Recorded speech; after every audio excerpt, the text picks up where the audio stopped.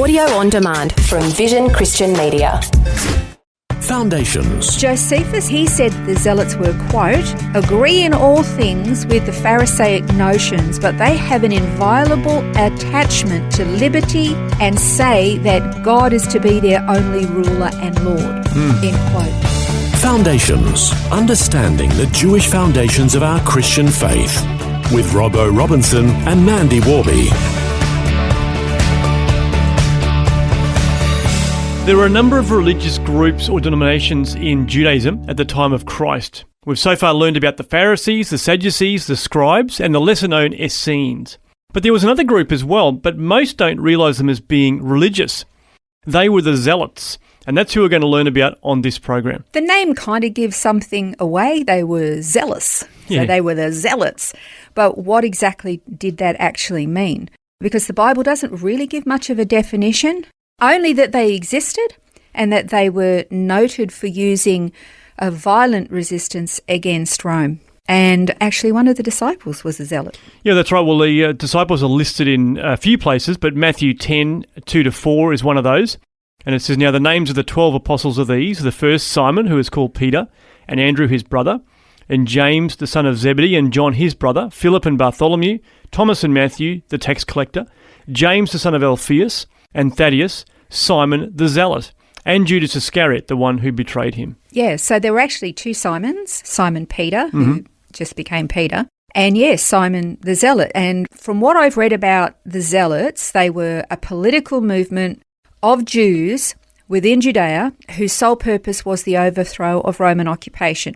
So the name or the title Zealot means to be someone burning with zeal, to be used of God as jealous of any rival and sternly vindicating his control, to defend and uphold a thing, to vehemently contend for something. So basically the goal of the Zealots was to vindicate God's control over his own people and their land and their independence from Roman governance and paganism.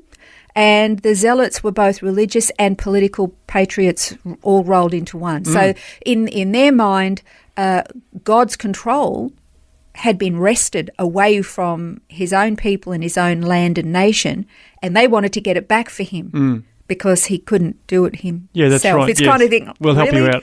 Yeah, that's kind of crazy, isn't it?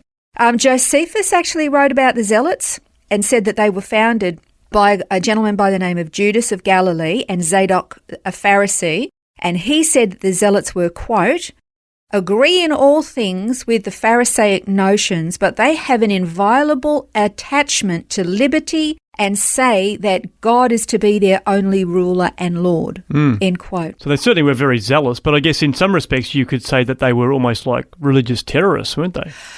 Well, yeah, and they wouldn't be the only ones in history to ever have that kind of an attitude. I mean, you could say that about the first 1,000 years or more of the church. You can say that about Islam.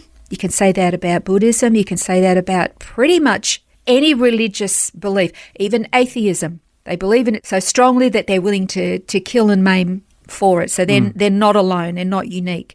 But yeah, I think you could say that they were religious terrorists, so to speak. And again, like all those others I just mentioned, they used their religion as a justification to commit heinous acts. So the Zealots basically had the same theology as the Pharisees. So they were religious conservatives.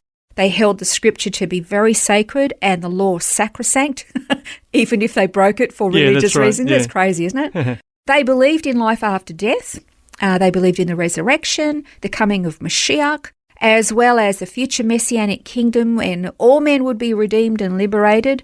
So it's pretty good on all of that, but their methodology of reaching that point was more than questionable. So to be zealous is okay, but to be a zealot maybe not so much. Yeah, exactly. It's funny, isn't it? It's almost like an attitude of, I need to give God a hand. Because if I don't get in there and slaughter his enemies, well, he just can't. Yeah. He won't make it. It's crazy, isn't it? So were the Zealots the only patriotic group that were around at this time, or were there others that were similar to them? Groups like the Sicarii. I don't know if you've ever read any novels or watched movies from that time. They talked about the Sicarii. They would hide in the mountains and rocks where travellers were. And the Sicarii, they were patriotic to a agree, although that wasn't their primary goal. And they really weren't religious. I really don't think you can say that they're religious, but akin to the Zealots, I guess. So I guess the Sicarii were more prone to becoming just like assassins, really, weren't they? They'd just bump people off that they didn't like. Yeah, they did. And look, I think they targeted Romans and foreigners. I think they did see them as invaders and therefore fair game. They had no right to be there, so tough luck if they lost their lives or something. But I think even if they kind of started with a patriotic bent, the Sicarii basically just became a band of thieves hiding in the rocks or hiding to waylay somebody who had something they wanted, and they just killed people and took it. They were pretty nasty guys, actually. The Jewish Encyclopedia describes the Zealots this way, quote, "Zealous defenders of the law and of the national life of the Jewish people, name of a party opposing with relentless rigour an attempt to bring Judea from under the domination of idolatrous Rome, and especially of the aggressive and fanatical war party from the time of Herod until the fall of Jerusalem and Masada." So they were there for a span of time.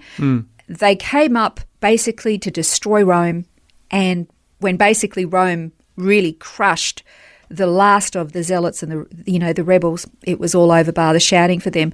See, Rome would always allow, when they conquered a nation, they would allow everybody to observe their own religious, views and the cults or whatever it was, whatever they believed. So long as Romans could worship their gods as well, they only had one stipulation, and that was that the people acknowledged that Caesar is God as well. And that was the sticking point for the Jews. They could not go there. They thought, and we're not going to tolerate all of this idolatry.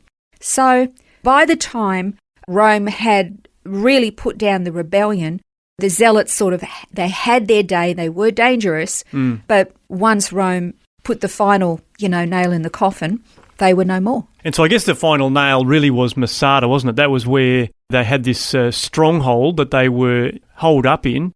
But ultimately, the Romans did come and knock them off there. Yeah, and I think that probably was the last stand for the Zealots. Jerusalem had been sacked, and all of they called them the rebels, but they were the Zealots.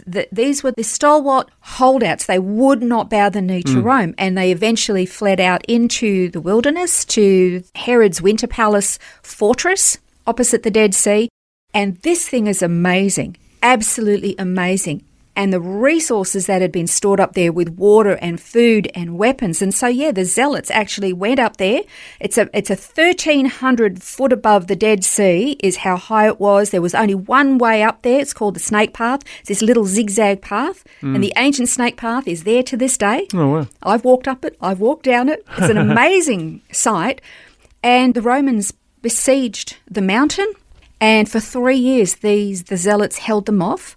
In the end, the Romans built a big siege ramp up the back.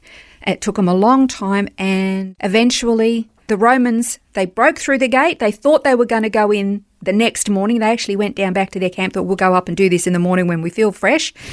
And the last of the Zealots, they cast lots and determined that it was better to die as free men rather than be taken slave and have their wives and their children raped and enslaved and them all slaughtered. So they actually killed each other with one man standing, and he committed suicide. They piled all of their weapons and resources there so that when the Romans came up, they would know they didn't win because of the siege, or they didn't win because they'd run out of weapons or anything. They chose to die as free men. It was a bit of a bittersweet, hollow victory for the Romans. Yeah, for sure. Well, that's a little bit of a look at the Zealots, but we're going to continue our look at this next time, and particularly looking at Simon the Zealot, who was one of Jesus' 12 disciples. This has been Foundations, a look at the Jewish foundations of our Christian faith. For study notes, resources and more, see vision.org.au/foundations. Thanks for taking time to listen to this audio on demand from Vision Christian Media. To find out more about us, go to vision.org.au.